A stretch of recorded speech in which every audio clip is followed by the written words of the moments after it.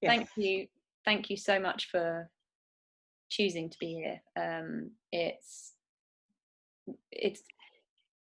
I think it's a really important subject right now that needs to just be talked about in a very open and honest way, and to have that opportunity to do that is really important for everyone, I think. Especially with everything that's kind of going on at the moment, it's brought so much to the surface, and I think conversation is a really good way forward.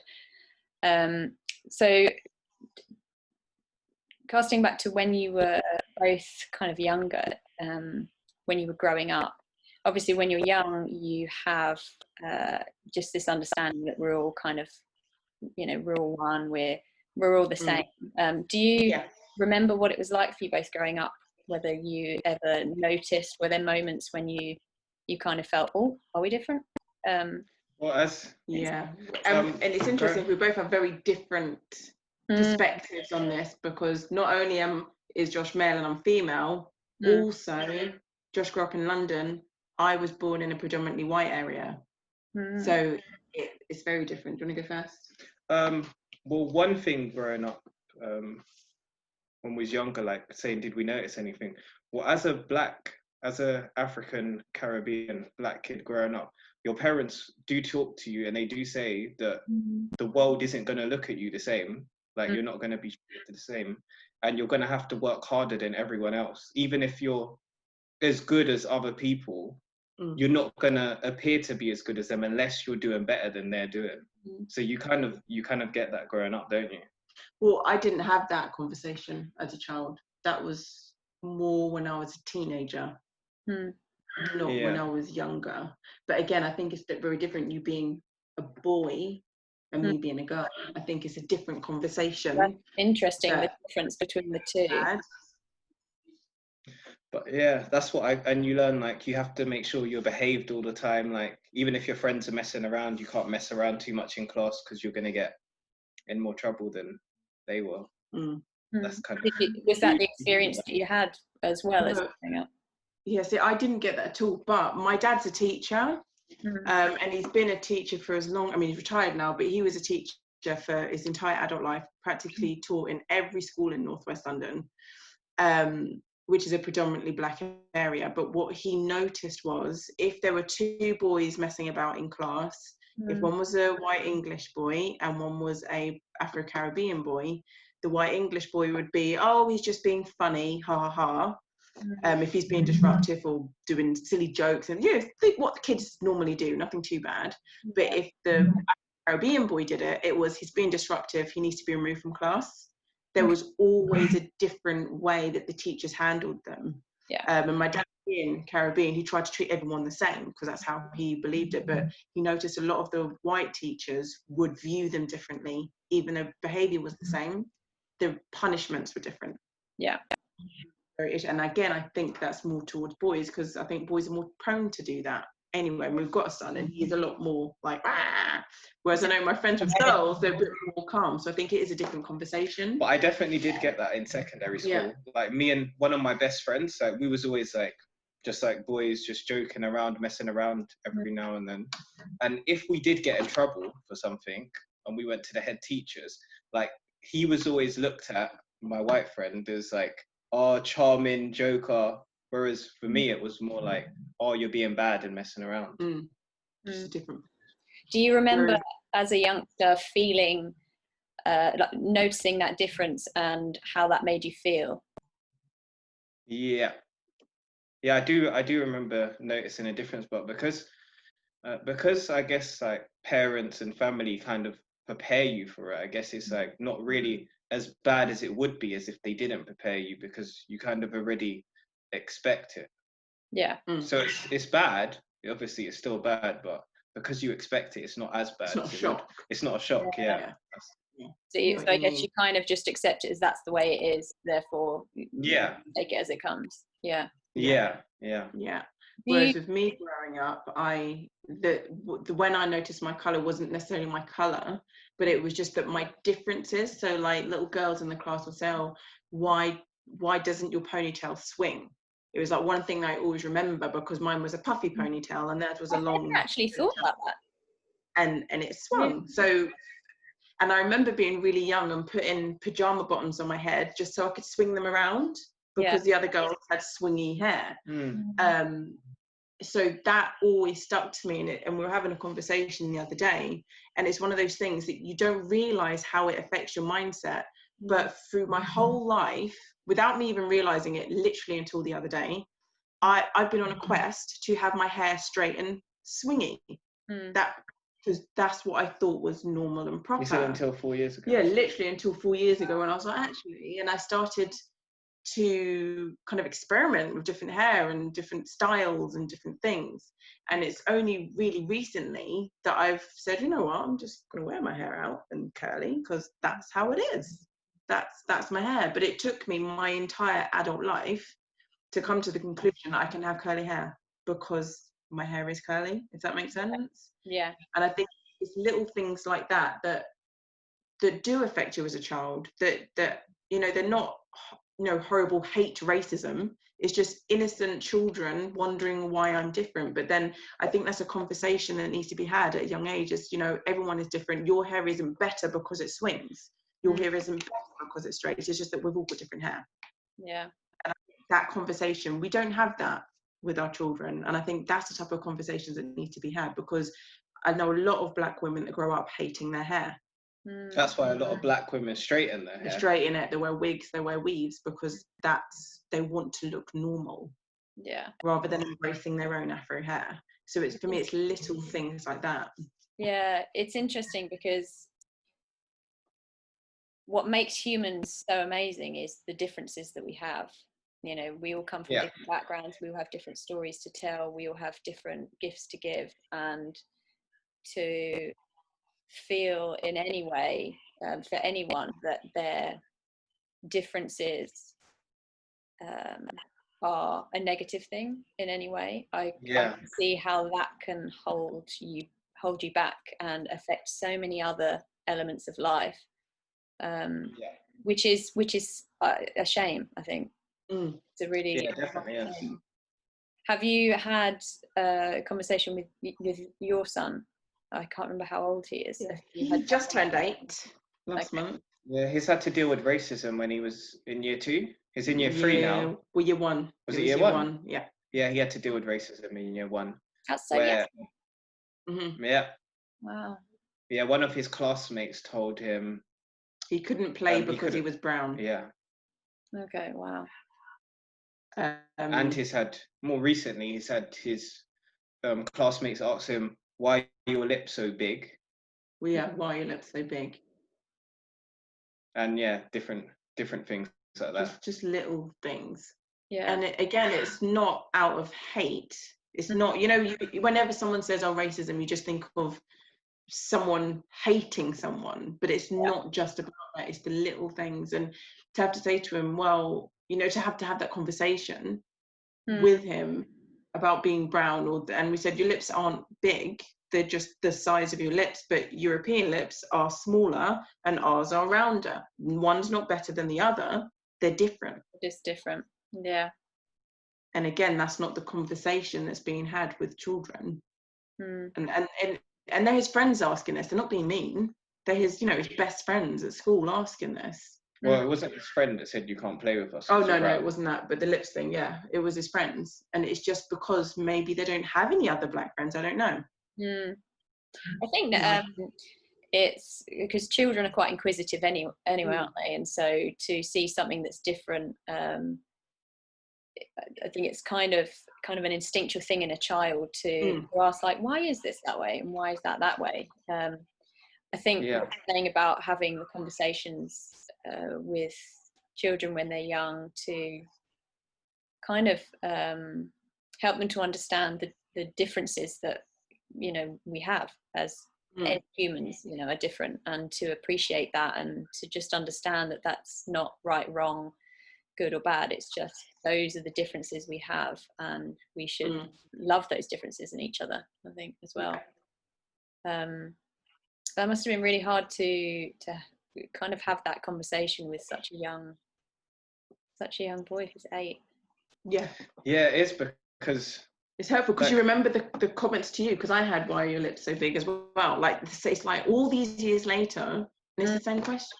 And the thing is, like, we wonder, like, should we have had a talk with him about the fact that he's going to be treated different beforehand? But then we think he's too young. But then when it happens, you kind of think, oh, maybe we should have, like, warned him, even though he's really young. We think maybe we should. But I naively thought we didn't need to have the conversation. I was like, so much has changed now. Yeah. You don't need to have that conversation. So it was like, oh, oops, maybe we should have had the chat first. But then you don't want to be the one that instigates the race talk. You don't want to make it a thing. But then it becomes a thing, and then you have to then. It's interesting that kind of opposition of, you want to have that talk, but then by having that talk, are you reinforcing that it's a thing? But you talk, because if you don't have that talk, then it creates internal issues, having these questions and not knowing what to do with that, or what it means, or why it's happening. It's a really interesting kind of situation that you then end up being in. Exactly. It is. Exactly. Because I'm kind of glad that my parents, like, kind of warned me of what the world could be like, because then, like, it wasn't as shocking. So it's a catch-22. Like, you don't know what to do. But I always wonder what would make a child ask certain questions. Like, my stepdad is white, and not once has our son mentioned it or asked, like it's not even a thing. He's just granddad. He's not mentioned, asked why is he a different color. He's never asked. But on the other hand, it's like, well, why are they asking then? And I just always wonder, what is it? Something at home? Is it that they just don't have any other friends that are a different color? Like, I always wonder what makes a child ask those questions. What That's a really interesting. Like, but the thing is, versus nurture. Asking a question like, why are your lips big? Like, children ask a lot of questions, so that's not really that bad, because they like notice something, and then kids are gonna ask. But it's just the more things like, you can't play with us because you're brown. Those are the things that's more offensive, isn't it? But then don't you wonder, do they ask, like, so for example, does a blonde boy say, why is your hair brown? Like, do they ask about that? I always wonder what makes someone so different that they then have to ask that question. What are the, do you know what I mean? That's what I always. It seems to me that what you said before about having those conversations with children when they're young is really important, because actually it also then kind of sets the standard for the next generation, you know, and asking those questions and having those conversations early on means that when their children have children, they're also going to have those conversations and nurture that same appreciation of differences in, you know, the children. So I can see how these things happen over generations and generations and generations, and then they get to hear. How does it feel for you, kind of as parents and individually now, seeing everything that's risen up as it has and kind of come to the surface? I'm kind of glad, because I feel like this is what the world needs.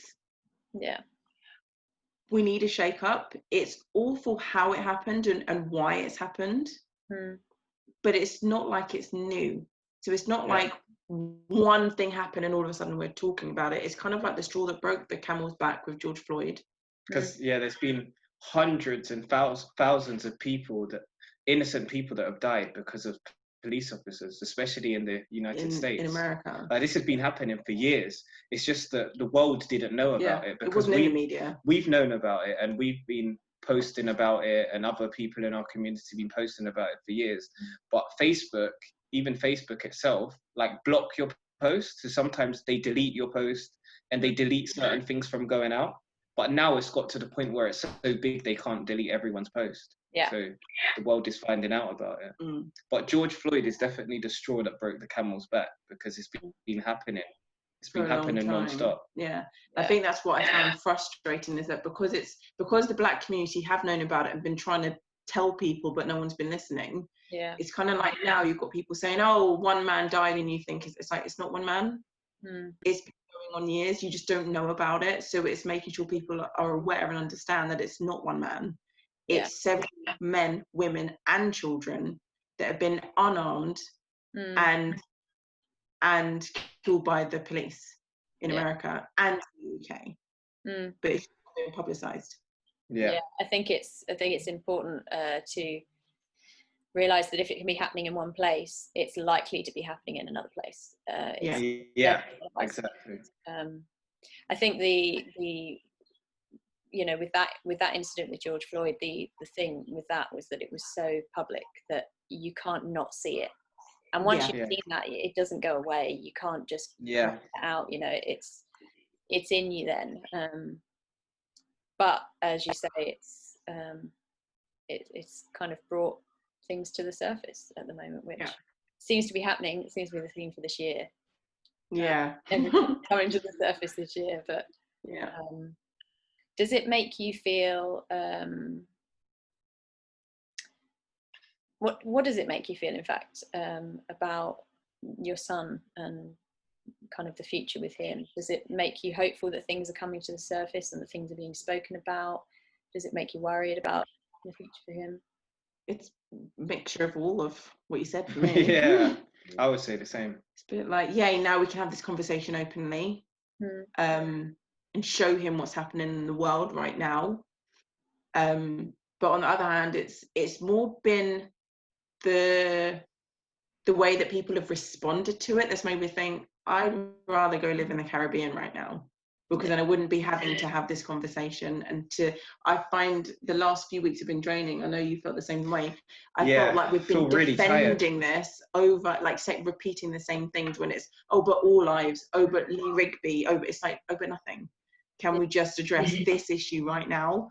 And I just feel like it's been really draining and tiring.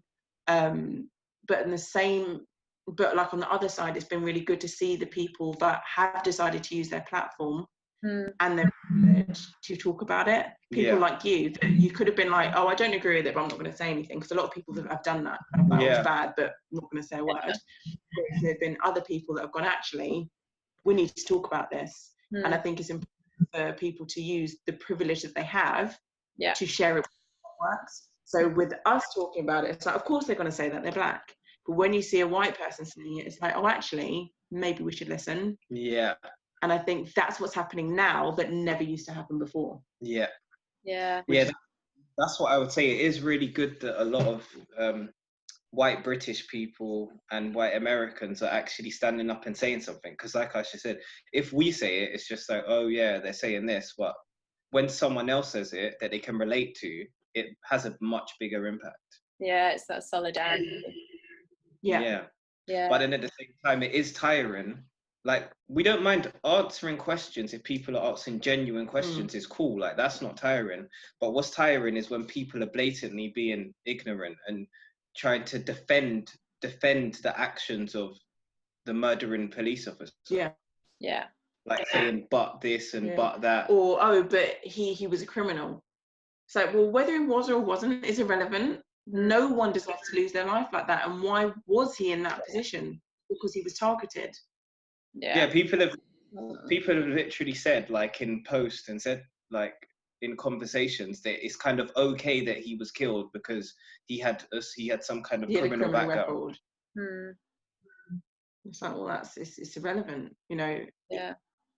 Nobody, no matter what colour they are, deserves to die like that. And that's so there shouldn't be any excuses. That's why we have that's why we have the whole system, whole justice system, to decide what happens to someone. They get convicted. Like, you don't just kill them in the streets. But I think what's really scary is that we have the justice system, but it's the people that are supposed to be at the head of the justice system that are committing these crimes. And it makes you think, well, where's the hope? If the people at the top of the justice system are turning a blind eye to this and instigating it, what hope do we have from? I think that's been the most shocking thing about it, hasn't it? Because you have someone who is put in a position of power, who is there to protect people, who is in the open committing a crime and taking someone's life, and you know, criminal or not, you know, I think in that situation, I think that was injustice, and injustice should be questioned, and thankfully it is being questioned in a big way. And has brought up lots of other questions with it. It's interesting what you say about people using their platforms, because I know for me there was a question as to, like, what can I do? What should I do? There was a want to not put my own opinion in because I don't feel it's relevant. And I do think what then felt right to me was just, you know, I just need to, for me as well as anything else, to just hear from you, hear from people about their experiences. And, you know, that whole situation aside, I think there's a question about injustice of Black minority ethnics, but also, you know, all the other injustices that happen. I think we need to talk about them. We need to get them out in the open, and we need to really question, how are they allowed to happen, and how can we stop it happening? Because it's a, you know, it's a cycle. Otherwise, it will just continue unless we do something about it and talk about it. Yeah.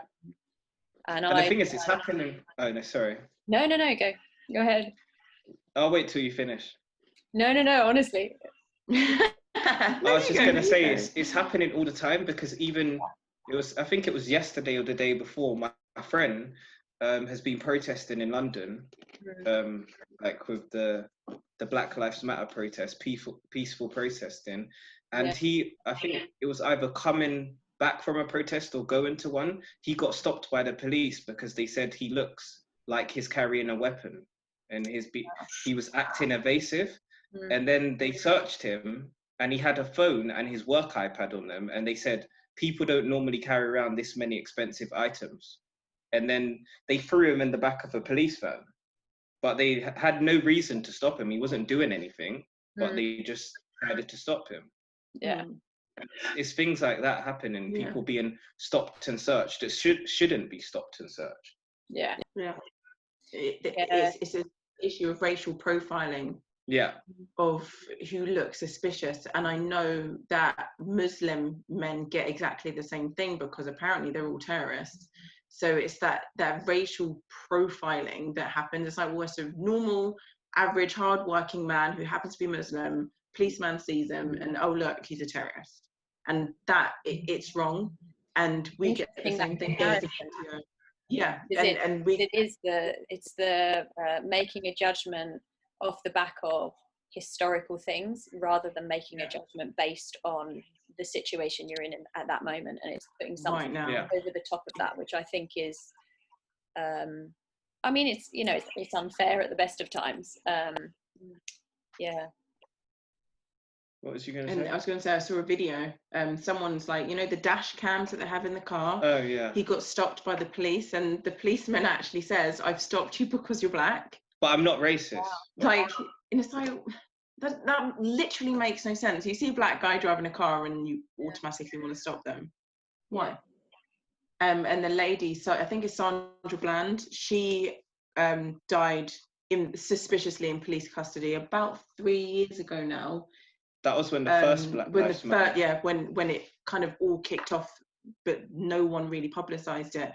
She got stopped because she was a black woman in a Mercedes or a BMW, I don't know, like an expensive car. But she got stopped. I think, you know, she was a good job, good working woman, but got stopped because the police didn't believe that it was her car, or just something really ridiculous like that. And then ended up dying in police custody. And you think, well, how?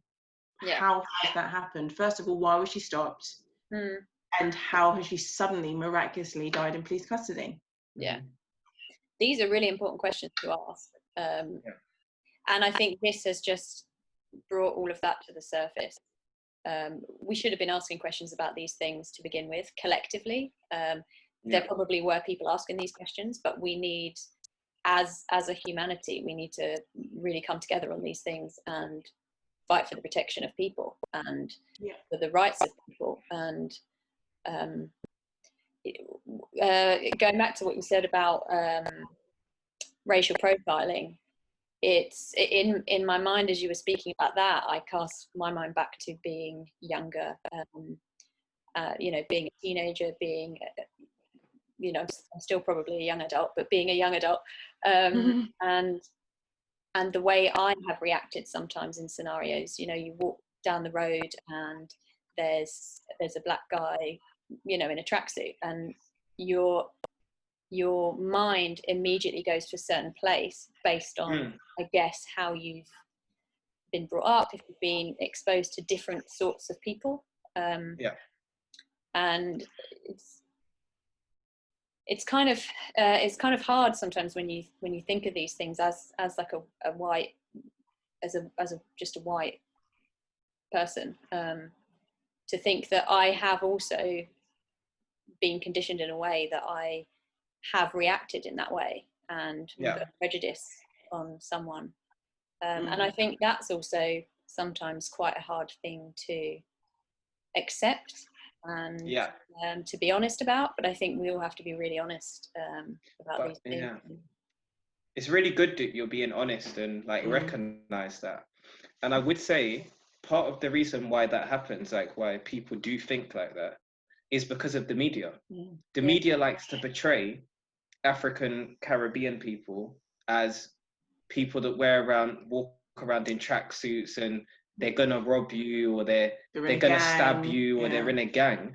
And that literally is because of the media. That's the media's fault, because it goes into our subconscious mind. So like when you said you was walking down the street and then you having certain thoughts, that's your subconscious mind because of all the TV shows, all the programming soaps, that's gone into your mind. So it's not even a conscious thing where you're purposely doing it. No. It's subconscious, and that's why there's so much racism as well, is because of all the subliminal programming. Yeah, exactly. Just all the different if you think about popular TV shows and soaps, think the black representative people in there, they're not upstanding. Mostly they're not upstanding citizens. They're not a normal mum, dad family. It's always a single parent household. They've always had trouble. The kids are in and out of jail. It's that same narrative that they spin over and over. And that's why I actually stepped away from performing, because I was always getting auditions